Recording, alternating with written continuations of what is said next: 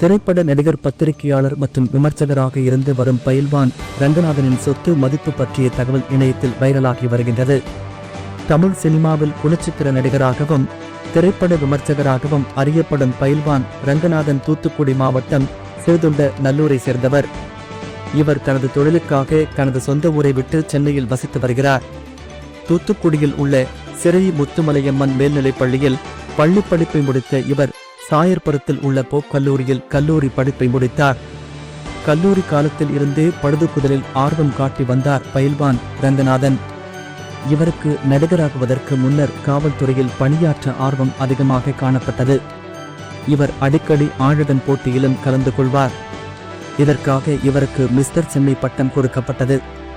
பயில்வான் ரங்கநாதன் முந்தானை முடிச்சு படத்தில் வைத்தியர் வேடத்தில் நடித்து சினிமா துறையில் பிரபலமானார். இதைத் தொடர்ந்து இவர் சுமார் 75 திரைப்படங்களில் நடித்துள்ளார்.